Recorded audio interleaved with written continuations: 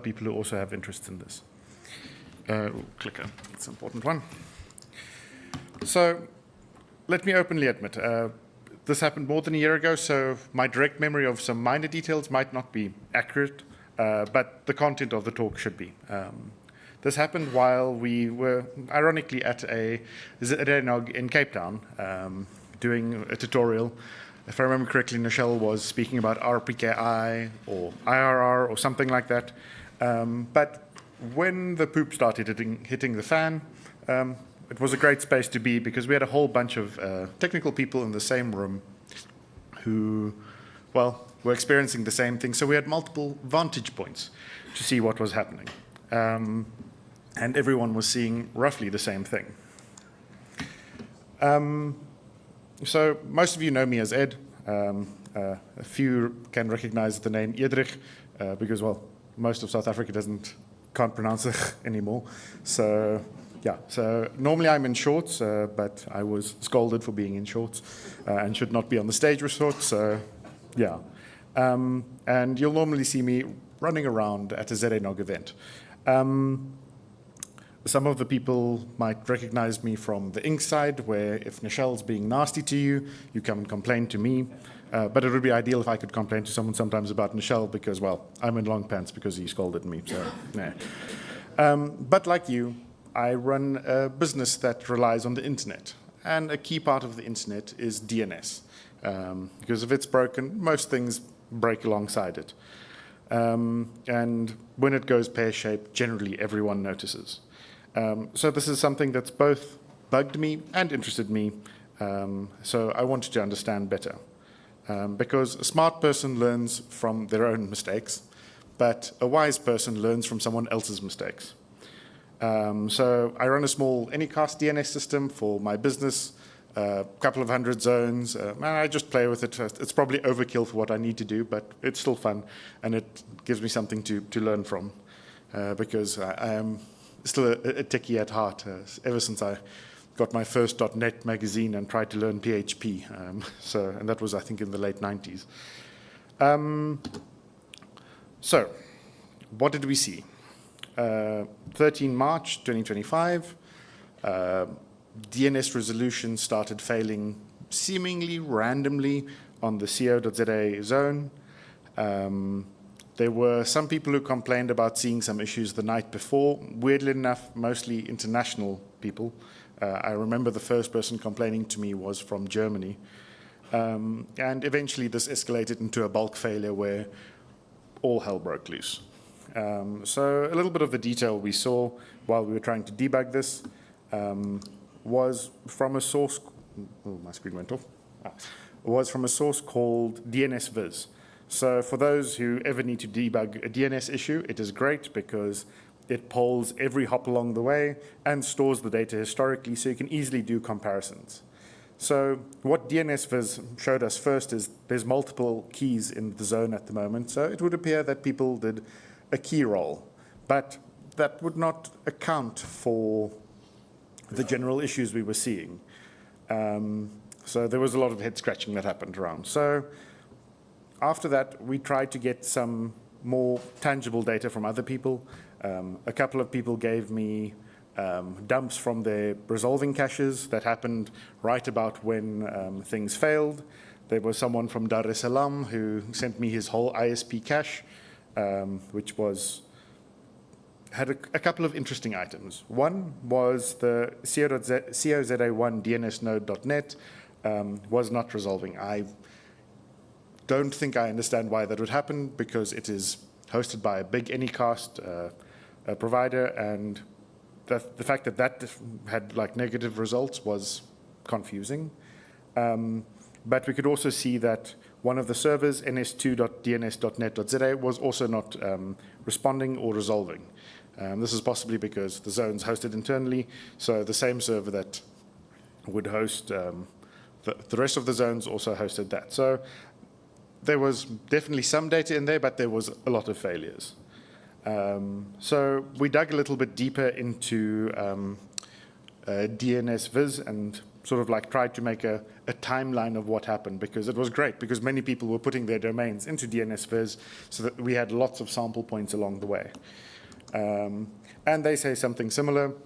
We saw the key roles, but that shouldn't have been a problem.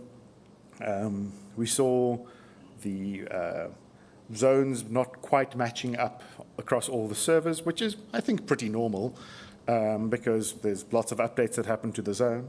But eventually, that distance between the difference between the zones became bigger and bigger. And after a couple of hours, well, I think it was maybe an hour and a half or so, they eventually resynchronized. And the server that sits in the US seemed to have not been responding to the queries. And when it did, it was quite out of date. So there were some oddities, and this mostly looks like a server that was overloaded.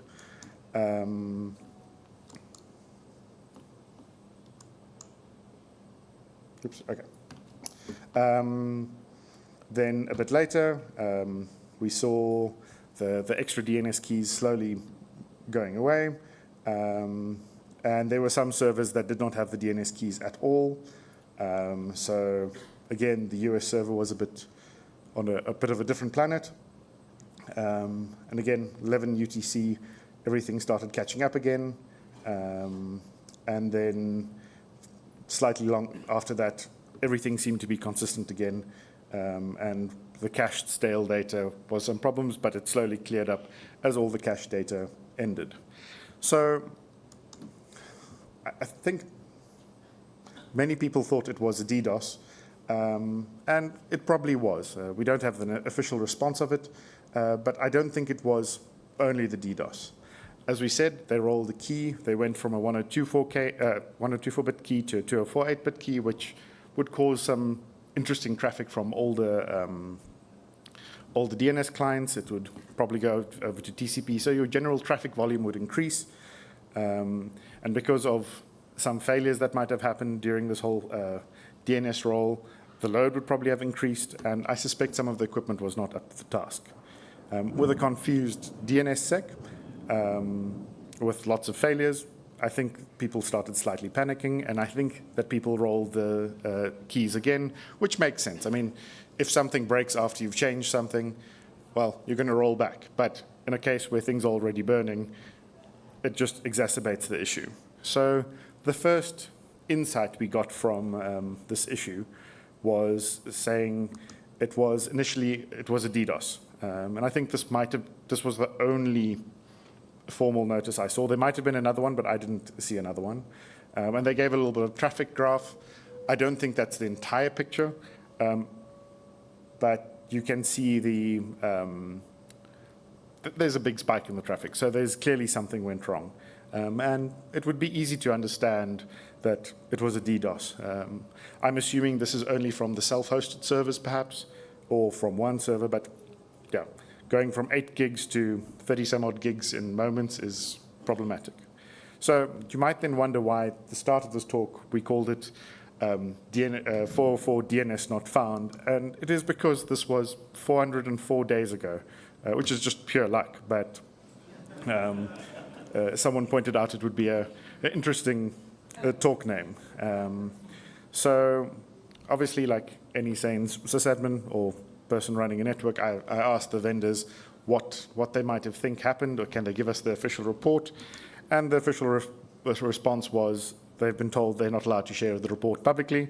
And this came up from very high up in the organization themselves, and it is from external factors, from what I understand. So I don't like not having RFOs. I think our internet is based on like transparency. And as I said earlier, we want data like this being available so we can learn from the mistakes and not make those same mistakes ourselves. So I then did a bit of a dive into the state of the co.za servers. And one of them is anycasted. It is got seemingly one node in South Africa. And there's only one other Anycast node, or at least one other presence at an exchange point for that Anycast node in Africa. So yeah, There's a bunch of servers that live behind the same ASN, which seemingly is in Johannesburg based on my latency tests. And then there's one server in Johannesburg, which I think is for an average network, that's probably a fair spread of NS servers. But if you compare co.za to, for example, net.za, there's one major difference. The Anycast provider. The comparison of the two is basically, the one is an IX that, a network called AS42, which we all probably know as PCH. They also are involved with Quad9, so they're spread quite well. They're at 350-ish IXs across the world, versus NetNod, which is only at 99 exchange points, and only one of them is in South Africa, whereas PCH is at all 7 of the exchanges in South Africa, which means there's a lot more resiliency from that perspective. So just to make it a bit easier to understand visually, here's a graph of where the NetNod nodes are, and you can see the place we care a lot about there in the center called Africa is fairly barren, with 2 nodes. I think the one is in Kenya, and obviously the one is in Johannesburg. There's lots of good coverage in Europe and the States and in South America and everywhere else, but nothing where we are, versus PCH, which I don't know if it's very clear to see. I should have probably changed the colors on this graph, but there's dots everywhere. Obviously, the darker the dot is, the more presence there is, but in South Africa, there's a lot of coverage. In our neighboring countries, there's decent coverage, and a lot of Africa, there's decent coverage. So it's a bit of a day and night difference. So while the co.za and net.za is sort of provided by the same provider, the net.za saw a lot less issues. At least from my side, I heard of a lot less issues, and all my net.za domains, I've got quite a few, did not complain about anything. So what should happen, in my opinion? I think we need to get real Anycast that serves our country, be it through an external party like a PCH, be it an internal process and self doing it, but that's a lot of work for, I think if you outsource that to someone who has a big network already, you might be better. But more importantly, we should get transparency on these issues. So yeah, if you had any other useful insights to specifically the co.za outage, at the end, there should be enough time for some questions. If you can come up to the mic, I'm sure there's some other interesting insights. So next up is the gov.za outage. And funnily enough, this also happened on the 13th. So I don't know if 13 is actually unlucky for us from a DNS perspective. But this happened almost 6 months later. Well, actually, no, exactly 6 months later, I think. And this was October 2025. Again, what did we see? gov.za was resolving, but a lot of the domains underneath it were not. Services confirmed down included the South African Police Service, Home Affairs, Stats SA, the Department of Energy and Electricity, Department of Comms and Technology. Some other sites under co.za were also down, so it was not just limited to gov.za, like CETA. And on Down Detected, there were lots of spikes saying like, things are broken for various services. So what is or was the problem? There were multiple NS records or NS servers behind the same router or same subnet or in the same facility. For example, saps.gov.za, it's 2 IPs that are directly adjacent. So most likely sitting behind the same router, so you can have a single point of failure. NS123gov.za, again, they're in the same mostly in the same /24. Slight improvement, the one server's not, but Inc. secondaries them, so there's a bit more coverage on gov.za. So the whole zone didn't fail. But I think NS123, if I remember correctly, were all unavailable because they're probably in the same general network. For example, NS1 and 2 of Department of Home Affairs, again, same /24, directly adjacent IPs. It's not great because it means in one foul swoop you can take something out. Configuration issue, you can take something out. And I mean, most of us have learned that mistake or learned from someone else's mistake that if one hosting cluster goes down and you lose your DNS, it's a pretty bad day for any network. So what was the actual cause? According to a source on the ZANOG Telegram group and my broadband, it was multiple fiber cuts that isolated a government data center. I think it was in Pretoria, so probably not far from here. I don't think they publish where it's hosted, but I assume it's a private data center. And yeah, that's fair. Fiber cuts happen, but you don't want it to have a blast radius where people host their emails with external services, for example, and then everything just dies because a couple of fiber cuts. What should be lobbied to get done? Diverse DNS. We all as ISPs hopefully know not to keep it in the same subnet, but it would be great if other people did that as well. As I said earlier, Inc. secondaries gov.za, but the low-down domains should also get some diversity. I think this is one of the easiest ways to alleviate the issues is just put something in a different data center. It'll save probably a lot of time and a lot of pain. But before we can complain about other people's issues, their little splinters in their eyes, we probably need to take the logs out of our own eyes. So I did a check on our on a whole bunch of ISPs, because probably the best list to use is the list on ISPA. So basically looked at ISPA's members, and it's an easy way to scrape that.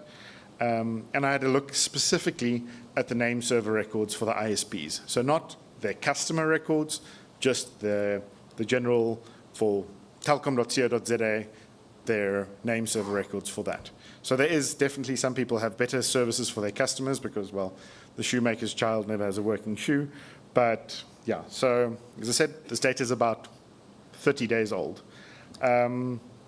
So first graph, the distribution of NS records by ASN. I realize now that's possibly a bit small on those screens, but the biggest one there was, unsurprisingly, one of our oldest hosting companies in South Africa, Xnilo.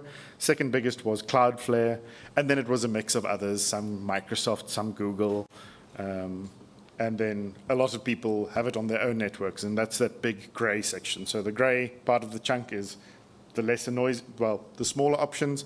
Green was Xnilo, and the orange was Cloudflare. So people have everything fairly diverse from that perspective from ISPs, so no one outage will take out all the ISPs, but it could take out a couple of ISPs. And because IPv6 is quite topical at the moment, as ZANOG, we're pushing people to launch IPv6 in their networks because there are many who don't. I thought I'd have a look at whose name servers at least have IPv6 records available. And that is about 50-50, which was very weird. But the biggest one that has IPv6 enabled is Cloudflare. Xnilo is the next biggest one in terms of customers, but very few of them, or even I think 0 on the day I tested, had any IPv6 in the name server records. And then down it went, Microsoft, Amazon. There was a bit more IPv6 available because it's probably available natively. So I think this is a very easy thing for most of us to fix, is just get IPv6 enabled on your name server, especially if it's with Xnilo. They offer IPv6 natively, if I remember correctly. So simple fixes, and we can be better. Then I think the comparison of what the average ISP is doing versus the average, versus the government, we can see there's a lot more people who have their NS records behind a single ASN. It is, sorry, my eyes are not good enough, and I guess yours might be clearer on the other screen, but I think it was about 60-some-odd% all live behind a single ASN, which is not necessarily always bad. People like Cloudflare hosts everything behind a single ASN. I don't like putting my eggs in all basket, but they've got some redundancy, but it's still not ideal. But I know, or at least I believe, Cloudflare does not give you the option to spread your name server records behind others. Again, a lot of people exclusively behind Xnilo, and then a couple of others. Then how many networks had their NS records behind a single /24? again, many of these are on Xnilo, which is by far the biggest one for people to have behind a single /24. And then some on Vox, some on OneGrid, and then the numbers get irrelevant because it's one or two people. So the biggest noise there in my mind would be Xnilo. So this is again something fairly easy for us to fix. So ideally, before we complain to others, we fix ourselves, because we can't honestly ask people to be better if we ourselves are not better. So yeah, that's that from me. Any questions? Any other insights that they might have seen through this process? Please come up to the mic and remember to identify yourself.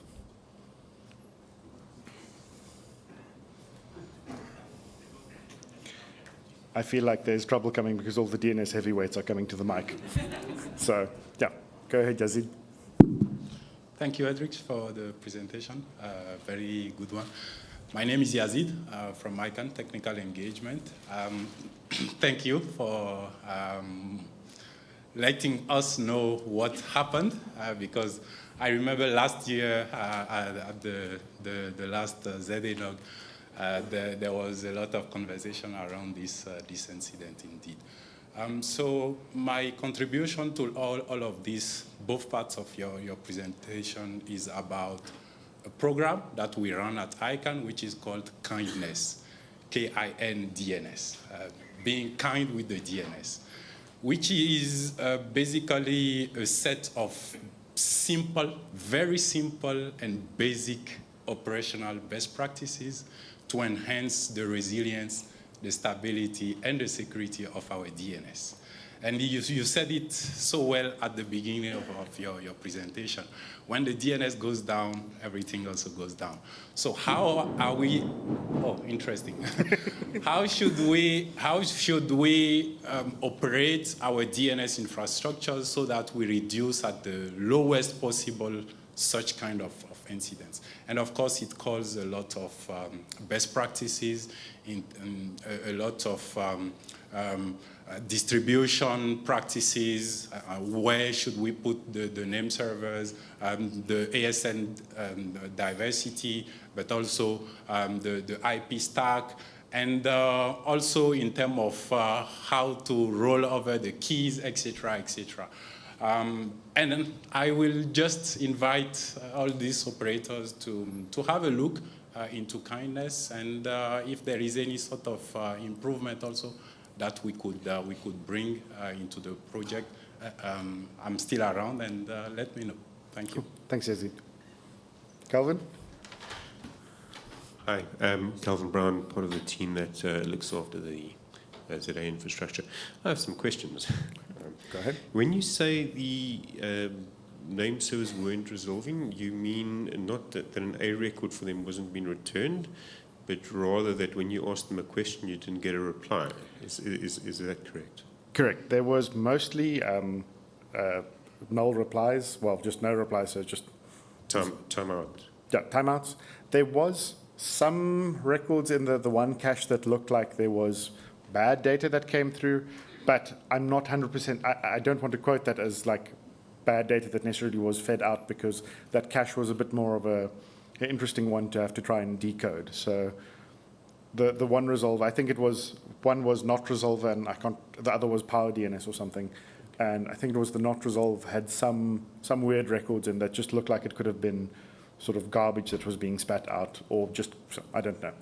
I can't give you an honest answer. Okay, great. But if you have any further information, I'd be very keen on looking at that. But particularly, I'm particularly interested in the fact that you say that the NetNod stuff wasn't returning answers, because according to the stuff that we've got from them on the sessions that we had, they didn't have any service interruptions. They had some extra load on these servers, and but they had to go and look for that in their stuff. So that is very interesting, and I'm very keen to do that. Then just if you are going to go and follow the kind DNS stuff, please do not do so blindly, because you might just end up with what happened to us.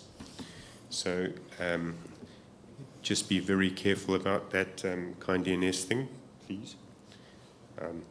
In terms of the talks, or sorry, the information behind that, I understand in my investigations that the stuff was given through in March to the ZADNA. The SSA were involved at some stage because there was some stuff beforehand, and it kind of got lost in that. And there was a move from ISPA to get some more information, and hopefully we'll eventually be able to get you guys something which will. That's why I said I don't blame your organisation for not being able to get that out. I know it's external factors. So this was just to say what we could see, at least I could see. And thanks, it's really useful, and I'm particularly interested in that kind of thing. If you have any more, I mean, you did give us the stuff earlier. I'm very grateful for that because it's very useful. But I'm always interested in seeing more, especially if you spend time thinking about it and going over it. Perfect, thank you. We've got a few minutes left, so just quickly, please. Hi, I'm Ed Pascoe. I also work for DNS. I was the point guy when all this fun games was happening. Just to comment on the kind DNS stuff. A large chunk of the, I mean, I can't talk too much, such as life. I can say I'll be at beers for peers, and I can't hold my liquor, and I talk a lot then. One of the changes we did make is we moved from RSA 1024 size zone signing keys to 2048 to keep the kind DNS guys happy. The problem with that is that on NSEC3 records, in other words, when you try and query a domain that doesn't exist, the NSEC3 record that comes back exceeds the EDNS 0 size, which in English means that your name server sends a packet, gets a response back, says, whoops, this is too big, goes back again via TCP, pulls the query back, and then tries to ask again. UDP is very efficient. TCP at DNS scale is not. Mm-hmm. And we were running behind on quite a lot of our name servers. They really took strain. Once we moved to NSD on a lot of the nodes, that improved things.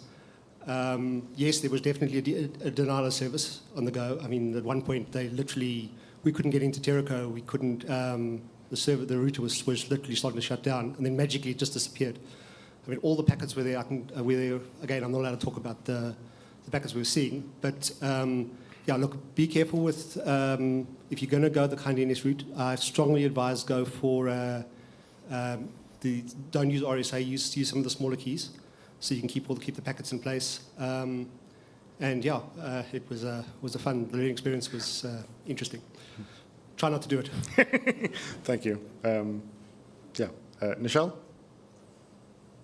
You like an orange lanyard. Hello. My name is Nishal. I work for Packet Clearinghouse, but we were not involved in any of this, and I want to make it clear that I didn't pay Ed to show him where we are on the global scale. I have many questions, mainly because I'm slow. The first was, you said something about Exnilo making IPv6 available to their customers, because you can get IPv6 from Exnilo, I believe is what you said. But unless I'm mistaken, Exnilo had no IPv6 on their name servers. Did I read that correctly? Because my asset's going. So I didn't say that Exnilo didn't have IPv6 on their name servers. That's what your picture said. People who have their name servers on Exnilo's network mostly does not have IPv6 enabled. Okay, see what I meant about stupid. Thank you. I can't remember which networks it were, but there was a whole bunch of NS servers that were available, and just none of them had V6 available. Okay. My second question, you said it's sometimes okay to have all your name servers in one ASN. Under what circumstances is it okay to have... I know a little bit about BGP. So I would not do it. So you have to speak slowly. But a lot of people believe the big cloud mentality is safe. Are these people you meet at like bars? And do they have networking experience? Because my mother has an opinion about DNS, but I wouldn't really listen to a 79-year-old woman. I mean, a couple of them are probably in this room who run single their DNS behind Would a you like single to ASN. retract your statement? No, I'm convinced at least one of them would be in this room. Probably more than one. Would you like to retract your statement about sometimes it makes sense to have all your name servers in one ASN? Not sense to me, sense to others. May I suggest that as an operator of probably the world's largest Anycast network, we always tell people that use Anycast with PCH, please go and speak to somebody else as well, because it's a terrible idea to have all your name servers inside one ASN if you don't know what you're doing. And in my experience, that last part is always good. And then finally, because I know this guy wants to talk about kindness, and nobody else wants to listen about kindness, what's the point of your talk? Is it just to say, I'm upset that we didn't get an RFO? Because, by the way, I'm upset that we didn't get an RFO. I hope all of you are upset that we didn't get an RFO. And then what does being upset mean? Does it mean they come on stage in long pants, nochal, and say, we're upset, and that's okay because... I mean, is this like a call to action? Like you're saying we should be petitioning? Like you want all ISPA members to still write to ISPA or SSA or whomever to say, guys, move on this. I mean, there are lots of SAPS people here. I can know that because they come for T-shirts at my booth, right? So is the goal to get the SAPS people here to understand that they should like multi-home? Is there a call to action to say like Zanog is going to be doing this, this, this? Are you asking ICANN for funding because they have more money than God to say, can you please come and do DNS training? Or where are we going with this talk? So, yes, I was quite... Actually, let's start with this question quickly in the audience because the screen's flashing red at me telling me I need to bugger off the stage. But like, who here actually logged a ticket with either the ZARC or someone or asked ISPA what happened, please follow up with that? Me. And me. So I think for a failure this big, it is sad that less people did not make noise. So I would like people to make noise. And as I said, I think we need to demand accountability. So do log a ticket with your DNS provider, make some noise, ask ISPA to lobby on your behalf, because that's what they do. I just thought of something. Yes. Maybe they didn't log tickets because they got a notice about it. Did you ask if they got notices? Well, there was a notice that went out, but that notice was vague. And I think it actually said that there will be a RFO that comes. So, yeah. That's the pending. And then the eventual goal here? I'd like us to fix it. I'd like to see more stuff not hosted in a single facility in a single city in Joburg that affects all of us. I'd like to see redundancy. Ideally, I'd like to see Anycast that is on a much bigger scale than the Scandinavians do. If I'm not being clear, I would like a date with Winona Ryder. But everything that I would like isn't going to happen unless there's some action taken to push this. So, for example, since you wear so many hats, as Zanog, is there some Zanog program to say this is what we think is going to be done, or this is what we're proposing, or this is what we're seeking people to help us with to get to that list of things that you've just made? Or is this just like, let's all just get on stage and stamp our feet? Well, email and stamp your feet would be step one. Okay. But I know me, with my various hats, will nag everyone I can about this. And I have nagged people for a while. So, yeah, the screen's really flashing loudly, so please, 30 seconds or less. Edrich Versager from the internet. During that exercise last year, I set up some right probes to query DNSs against the co.za name servers. One thing that I did notice that during that time, it appears to have been changes of name servers happening. Mm-hmm. But also, the worst thing that I've been noticing even then for a while is that there are several of those name servers that have terrible resolution and ping times from South Africa that's out there. So we do need to have a better look into that and present that to people and say, that is not so good for South Africa. I mean, one of those servers, as we said, was in the States. The one is Anycast, still in the States, and a couple of stuff in Joburg. Right, I need to go off the stage, otherwise I'm going to get booted. Thank you so much. Bye, thank you. Okay, thank you, Ed. Okay, so now we